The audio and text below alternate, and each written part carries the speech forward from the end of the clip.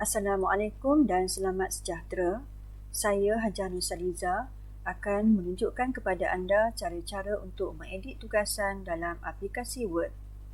Langkah pertama yang anda perlu lakukan ialah anda kumpul dahulu semua bahan yang anda perlukan untuk menyiapkan tugasan anda, seperti logo dan gambar rajah.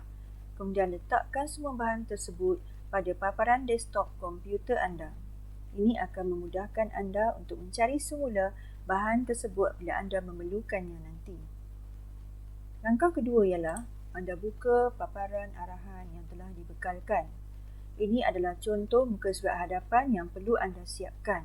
Ia mengandungi logo kolej, nama kolej, maklumat kursus, maklumat artikel dan maklumat peribadi anda. Pada muka surat yang berikutnya iaitu bahagian artikel itu sendiri, ia mengandungi tajuk artikel, nama anda, nama kolej dan alamat email anda. Pastikan bahawa buku keliling yang kita tetapkan ialah 2.54 cm atau 1 inci. Anda juga perlu menyediakan teks dalam 2 lajur. Langkah yang ketiga ialah buka aplikasi Word. Ini adalah paparan Word. Ini adalah sebahagian daripada artikel saya yang telah saya siapkan secara ringkas untuk membantu saya dalam penerangan ini. Ia mengandungi tajuk artikel, nama saya sebagai contoh, nama kolej, alamat email dan tajuk-tajuk yang akan saya terangkan lagi dengan lebih terperinci.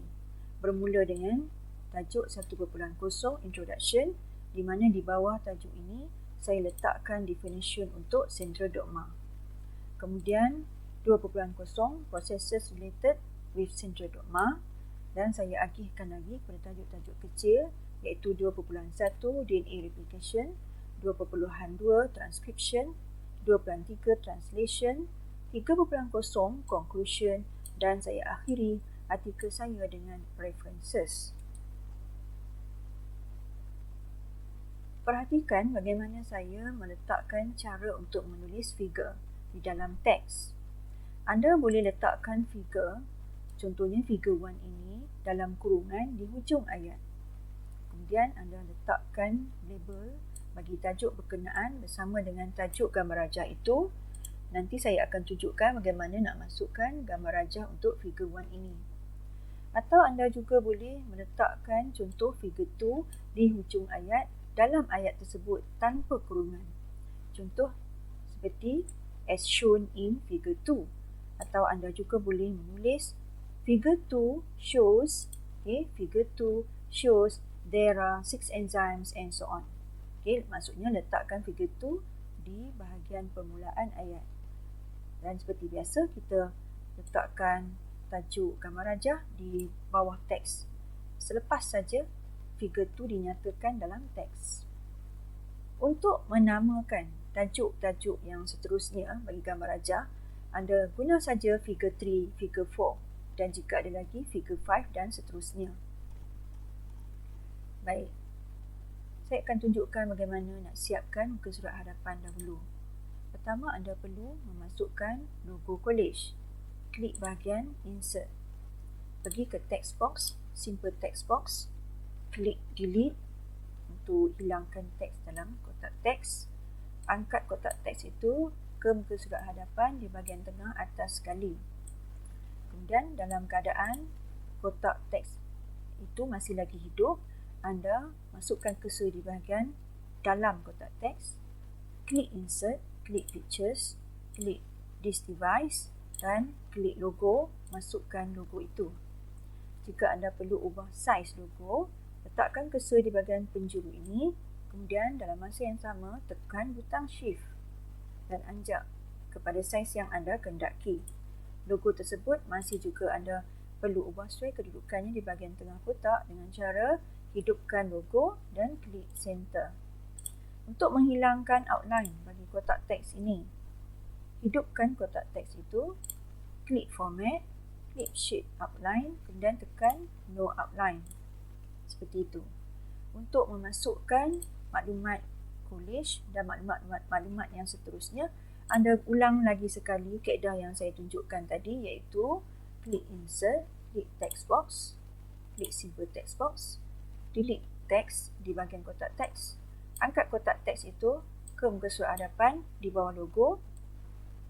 Kemudian anda type lah nama college dalam kotak ini. Tapi untuk kali ini saya akan menyalin saja nama college ini dalam maklumat arahan. Dan saya akan tampalnya dalam kotak teks itu. Ubah sesuai saiz teks dan kedudukan dia bagi dia berada di bahagian tengah dengan cara menghidupkan teks tersebut. Kemudian klik bahagian center. Klik bold, besarkan saiz font mungkin sehingga saiz 20 bergantung pada keperluan anda. Kemudian kecilkan kotak teks. Hilangkan outline bagi kotak teks itu dengan cara yang sama seperti tadi. Hidupkan kotak teks, klik format, klik shape outline, klik no outline. Okey, dan ulanglah langkah seperti itu untuk menyiapkan muka surat hadapan seperti mana yang dikehendaki. Okey, dan pergi kepada bahagian artikel. Pertama sekali kita kena pastikan teks kita semua justify. Caranya ada dua, iaitu anda highlight satu peringgan demi satu peringgan, kemudian klik bahagian ini, pilih justify. Itu satu cara, dan cara ini walaupun lambat, ia sebenarnya selamat. Atau cara lain ialah anda klik select all, kemudian klik justify. Semua teks anda akan justify dan tiada apa-apa masalah berlaku kerana semua teks anda di bahagian muka surat hadapan tadi berada dalam kotak teks. Jika tidak, akan ada masalah juga. Jadi, saya kata tadi, keadaan yang pertama lebih selamat. Gantung pada keadaan. Okey. Kemudian, kita tetapkan margin. Macam mana tetapkan margin? Okey. Pastikan cursor anda berada di bahagian ini. Pergi ke bahagian layout. Pergi ke margin. Custom margins. Okey. Di dalam kotak top, left, bottom dan right untuk komputer saya ini, anda dapat lihat ada tanda 2 koma seperti ini. Ini menunjukkan ukuran margin yang digunakan oleh komputer saya ialah dalam unit inci. Jika tidak, ia bermaksud komputer anda menggunakan ukuran dalam unit sentimeter. Jika sentimeter, anda perlulah menaik 2.54 dalam setiap 4 kotak tersebut. Okey, saya padam balik, saya type semula 1. Kemudian anda klik OK. Sebelum klik OK, untuk bahagian apply tu kita boleh guna bahagian whole document. Maksudnya seluruh muka surat termasuk muka surat hadapan ditetapkan kepada margin 1 inci ukuran keliling dan klik OK.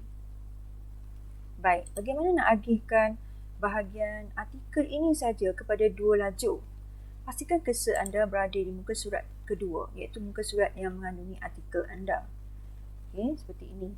Kemudian anda klik layout, klik column, pergi ke more columns. Klik to, okey, dan apply tu pilih this section. Jangan pilih whole document. Okey, kalau anda pilih whole document, nanti muka surat hadapan anda pun akan terbahagi kepada 2 lajur juga. So, pilih this section. Bukan this section, this point forward. Okay, maksudnya muka surat kedua sehinggalah tamat. This point forward. Klik OK. Okay, nampak? Teks saya telah terbelah 2. Baik, saya boleh edit ya. Turunkan bahagian teks ini sudah berada di bahagian bawah. Baik, saya nak siapkan bahagian atas seperti mana yang ditunjukkan dalam arahan ini. Okay, bagaimana cara dia? Sama juga kita akan gunakan kotak teks. Insert text box, pilih simple text box, delete, dan saya akan salin secara cut dan masukkan dalam kotak teks tadi. Okey, saya betulkan balik. Semua teks yang lain letakkan di bahagian bawah.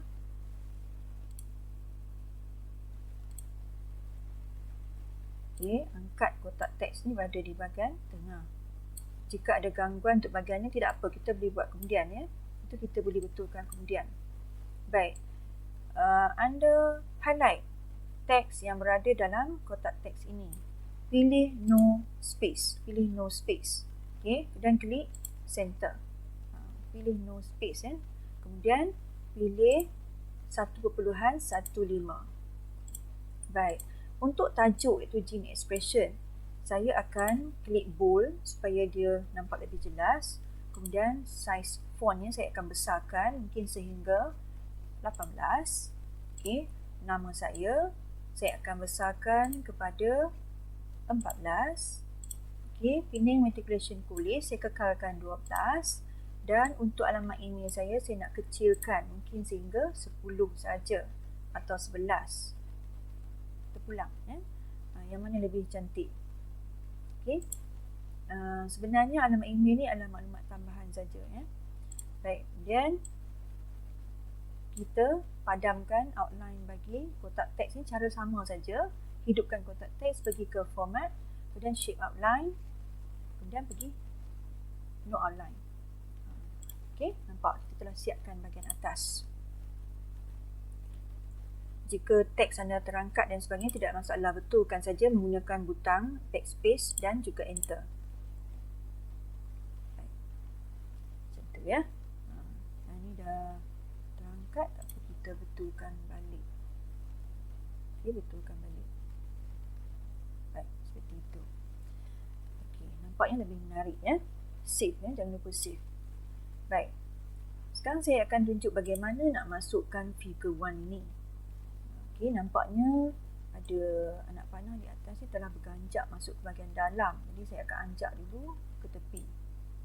Dan saya pilih insert text box, simple text box dan saya padamkan teks dalam kotak teks. Cara yang sama dalam keadaan kotak teks itu masih lagi hidup, saya klik insert, pictures, this device dan saya pilihlah gambar rajah untuk figure 1 iaitu overall of DNA replication. Insert dan telah masuk. Okey, nampaknya dia kecil, tak ada masalah. Besarkan kotak teks. Okey, dan hidupkan gambar rajah itu dalam keadaan butang shift ditekan, heret ya, sehingga anda mendapat saiz gambar rajah yang sesuai. Okey, teruslah mengedit sehingga anda dapat yang cantik. Okay. Dalam masa yang sama, butang shift ditekan. Sebab itu saya nasihatkan anda pilihlah gambar rajah yang sangat jelas dari internet. Mungkin anda perlu edit sedikit lah supaya walaupun dia kecil tapi dapat dilihat dengan sangat jelas. Okey, apa lagi yang perlu saya betulkan? Saya fikir saya perlu naikkan dia semula supaya dia masuk ke kawasan ini. Okey, dan saya tekan butang tab.